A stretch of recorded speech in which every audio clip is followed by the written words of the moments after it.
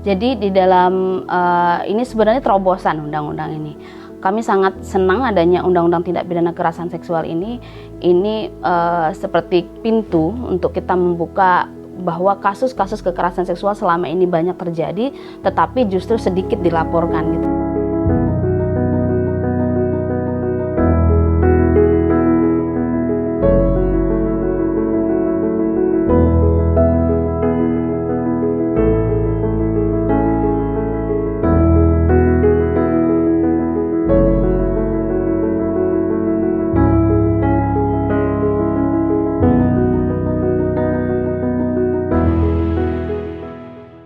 Yang jelas boleh diasumsikan belum tahu undang-undang TPKS. Kalau tahu dengan ancaman, dengan resikonya, mungkin akan berpikir 2 kali. Tapi yang jelas itu kalau melihat kategorisasinya, itu kan ada pelecehan seksual fisik dan non-fisik. Apalagi ini sudah jelas-jelas meraba bagian-bagian sensitif, itu jelas-jelas pelecehan seksual fisik ya. Ya itu apa yang terjadi ya, masyarakat mungkin ya, itu hal biasa gitu ya. Atau mungkin takut. Ada juga kan, padahal sekarang ini ketika ada kasus-kasus kekerasan seksual dengan lahirnya Undang-Undang TPS itu kesempatan untuk lapor, ruang-ruang aksesibilitas pengaduan yang terbuka itu menjadi kesempatan loh. Nah sekarang yang harus dilakukan adalah betul-betul memberikan pemahaman kepada masyarakat. Bagaimana sih sebetulnya apa yang harus kita lakukan ketika kita melihat, kita mendengar, bahkan menduga terjadinya kasus-kasus tindak pidana kekerasan seksual, ya harus berani bersikap, harus berani, karena undang-undang kan menjamin itu, memberikan perlindungan. Perlindungan juga diberikan kepada pelapor tentunya kan, atau mungkin ya masih banyak juga orang yang ya menganggap kalau saya aman lah gitu ya, tapi sekarang ini kan juga harus ada keberanian lah, keberanian untuk lapor. Keberanian lapor itu tidak hanya korban loh ya, tetapi keluarganya, barang siapa yang melihat, mendengar, mengetahui, apalagi jelas-jelas dikasat mati di depan mata ya. Nah itu juga harus bisa memberikan efek jeralah kepada pelaku. Jadi undang-undang ini diharapkan bisa memberikan pemahaman kepada masyarakat. Dan ketika sekarang ini ya terjadi misalnya rasa tidak nyaman, apalagi kalau kekerasan pelecehan seksual fisik itu jelas ya. Kalau yang non fisik, ketika kita merasa tidak nyaman, semua terpenuhi, itu bisa dilaporkan loh sekarang ini dengan undang-undang TPKS.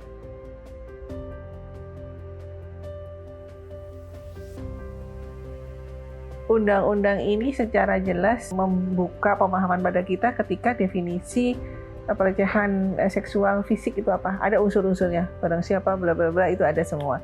Kemudian di situ juga satu rangkaian ketika terpenuhi itu mendapatkan ancaman pidana sekian dan sekian.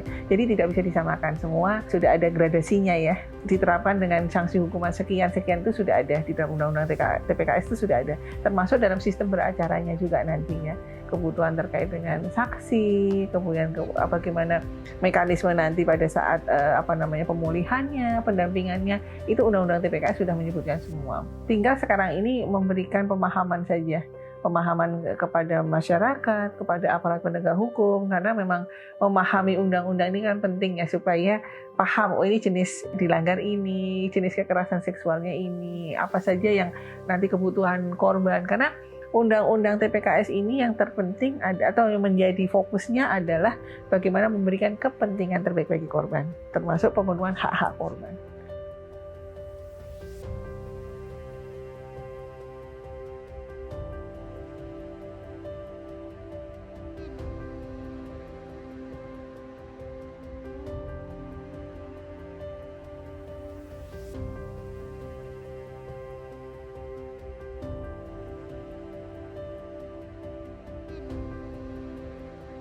Undang-undang TPKS diundangkan pada tanggal 9 Mei 2022. Sejak itu tidak ada alasan apapun undang-undang ini harus diberlakukan. Nah, ketika dalam prosesnya memang butuh pemahaman ya. Kalau bicara penegakan hukum pasti teman-teman kita aparat penegak hukum perlu waktu untuk bisa memahami, tetapi semuanya tidak ada alasan ketika kasus-kasus kekerasan seksual kemudian delay. Sepanjang unsur-unsurnya terpenuhi, sepanjang dari hasil penggalian, hasil dari kebutuhan-kebutuhan korban dan juga apa yang harus diselesaikan itu sudah nampak, sudah kelihatan, ya harus diproses. Dan satu lagi kan, memang tidak mengenal restoratif justice, harus secepatnya dilakukan. Apalagi ketika korbannya memerlukan pendampingan yang harus cepat. Itu jadi 1 kali 24 jam ketika ada pelaporannya harus segera ditindaklanjuti. Ini kekuatan undang-undang TPKS juga. Iya, apalagi ini sudah sifatnya kekerasan seksual atau tindak pidana kekerasan seksual ini kan extraordinary crime, kejahatan luar biasa, kejahatan yang penanganannya juga harus ekstra, gitu ya. Jadi sekali lagi undang-undang ini tidak ada alasan untuk nanti kemudian terjadi delay, kemudian terjadi penangguhan, gitu. Itu semuanya harus diselesaikan. Tapi sepanjang itu juga harus ada proses-proses yang harus dilalui ya. Jadi tantangannya ya memberikan pemahaman karena memang ini undang-undang yang baru, pemahaman untuk bisa menginternalisasi kepada semua orang gitu ya. Semua orang bagaimana bisa menginternalisasi itu, dan undang-undang ini memberikan mandat untuk pendidikan dan pelatihan. Jadi para aparat penegak hukum juga nanti ada pendidikan dan pelatihan dengan bagaimana menangani kasus-kasus perkara tindak pidana kekerasan seksual.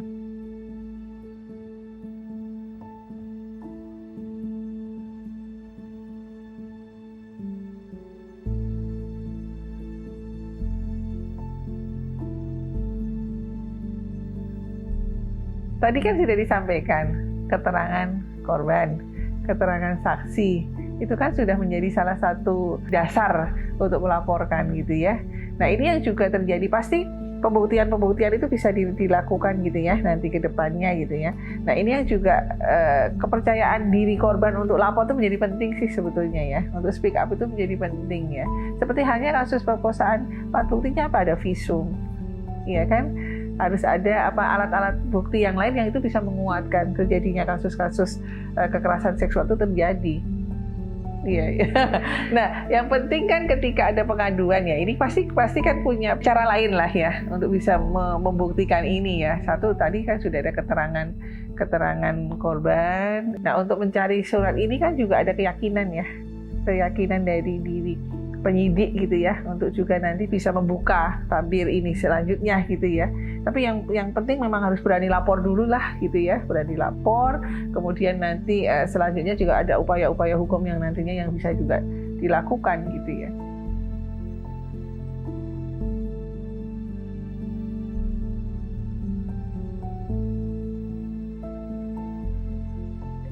Ya, ini kan masalah kepercayaan ya. Kalau kita berbagai upaya antisipatif sebenarnya sudah ada. Kalau kita melihat transportasi umum kita misalnya sudah ada stiker-stiker untuk melaporkan kalau ada kasus. Dan bahkan sekarang ini sudah ada kan dalam salah satu transportasi umum kita, kalau di Transjakarta ada Pramusapa gitu kan. Semuanya itu sudah ada upaya untuk mengantisipasi itu sih. Semuanya sudah ada, tinggal bagaimana sih sebetulnya nanti juga sekali lagi korban berani lapor gitu ya. Kita mendorong ketika misalnya perempuan pekerja yang harus pulang malam misalnya dan sebagainya, melewati tempat-tempat sepi dan sebagainya, itu penerangan kan juga menjadi penting. Jadi upaya-upaya juga sudah kita lakukan. Sekarang ini tinggal bagaimana sih memberikan informasi kepada masyarakat. Sekali lagi masih tugas kita ya, mendesiminasikan undang-undang TPKS. Saya yakin kalau semua sudah bisa mengetahui, masyarakat sudah mengetahui apa sih sebenarnya tujuan dari undang-undang TPKS ini dan resikonya kalau ketika terjadi pelanggaran-pelanggaran itu apa. Itu yang penting sih. Upaya-upaya pencegahan sepakat itu semua sudah dilakukan, tinggal nanti bagaimana memastikan ya sekarang ini ketika ada korban, pelaporan, aksesibilitas untuk juga korban mendapatkan kenyamanan, keselamatan atas diri dan keluarganya itu juga penting.